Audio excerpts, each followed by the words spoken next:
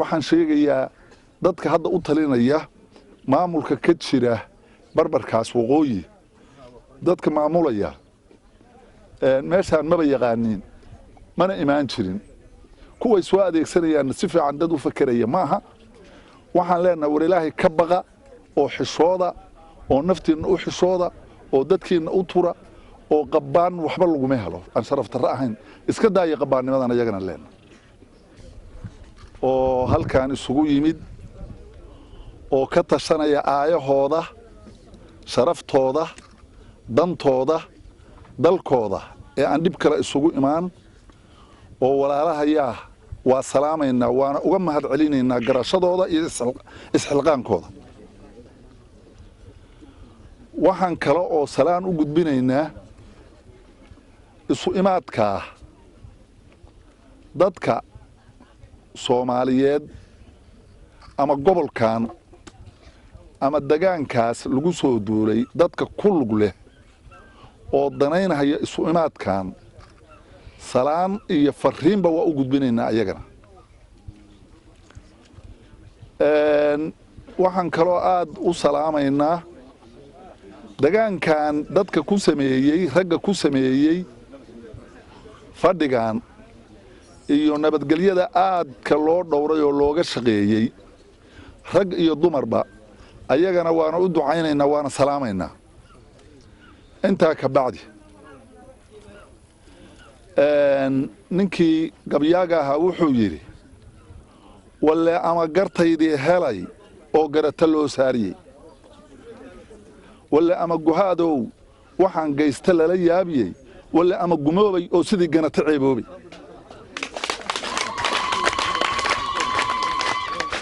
ganato waa la isla garanayaayoo dadka ugaarsadaa la dhihi jiray oo la kala sinjisooc iyo waxa marka lagu sameeyo taasaa lagu garan karaa marka waaga hore dadka ugaarsada iyo xoogaa dadku waa isla mid laakiin xoogaa waa si hoosaa loo fiirin jiray walle ama gartaydii helay oo garata loo saariyey walle ama gumoobay oo sidii ganata ceeboobay walle ama guhaadoo waxaan geysta lala yaabiyey waa hadal maaragtay micnihiisa leh waxaan leeyahay dadkan Soomaaliyeed oo degan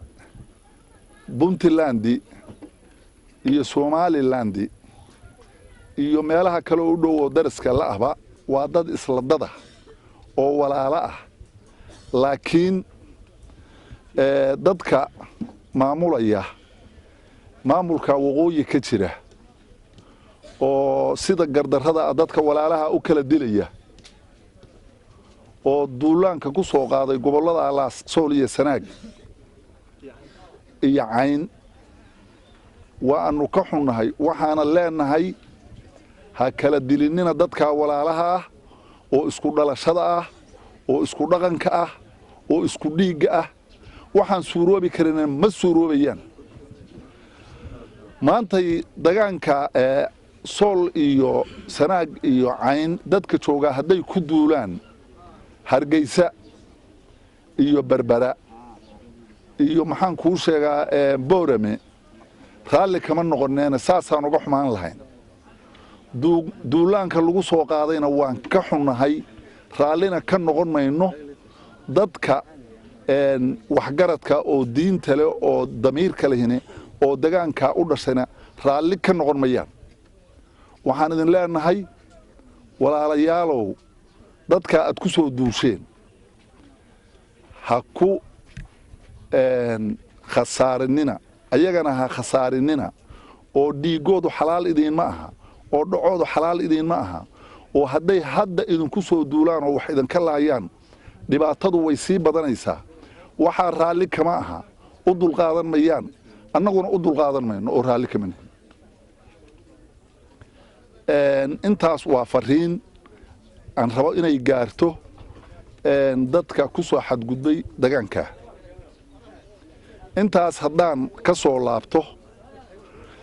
dadkiinaan sharafta loo halkaan isugu yimid isimada iyo culummada iyo aqoon-yahanka iyo dhalinyarada iyo gabdhaha iyo ciidamada iyo bulshada inteeda tirada badan oo halkan wax ka fadhiyaan waxaad isugu timaadeen danta iyo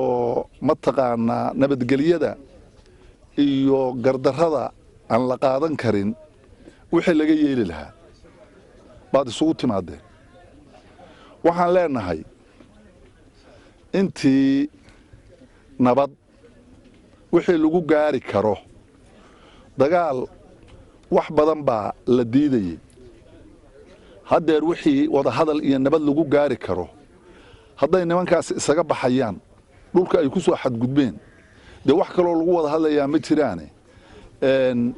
waxaan leeyahay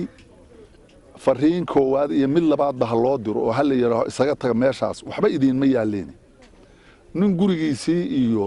carruurtiisii iyo xaaskiisii lagu qabsaday haddee waa xanaaqaya wax walbaaba waa ka imaanaya waxaan idinkula talinaynaa annagoo idinla mid ah intii maxaan kuu sheegaa la dadaali karo oo nabad la raadin karo waynu raadinaynaa horena waa u raadinoo waa la dulqaata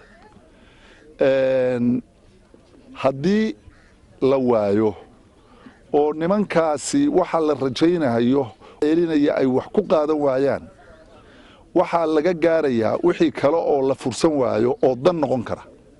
baa la aadaya keligiinna idinku ahaan mayso haddii rabbi idmo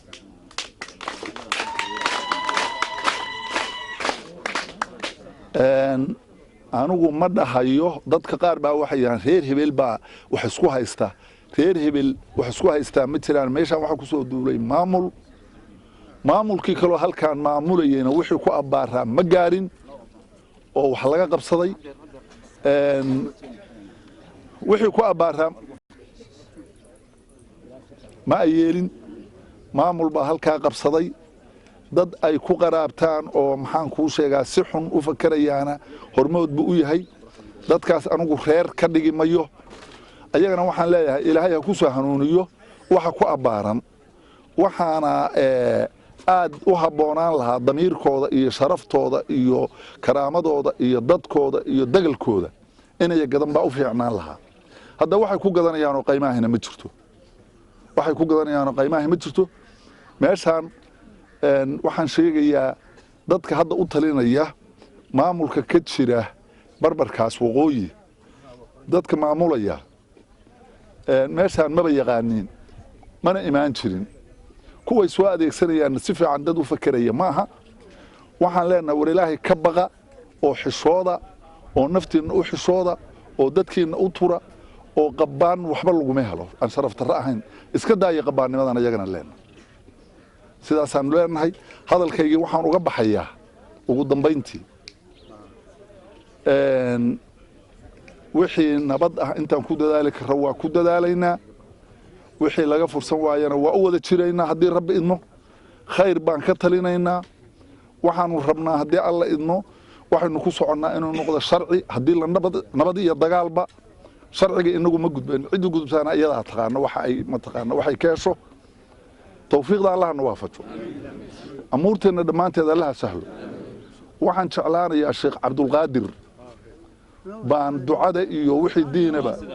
asagaa wax ka hore waxbaa odhanaysaa fadhihi maysid wixii kugu abbaaran adaa lagaa sugaya nin abwaanhina waa nala socday wuxuu yii war meesha gabayaan ka tirinaya nakici baanu nidhi asagana wasalaamu calaykum waraxmatullaahi wabarakaatu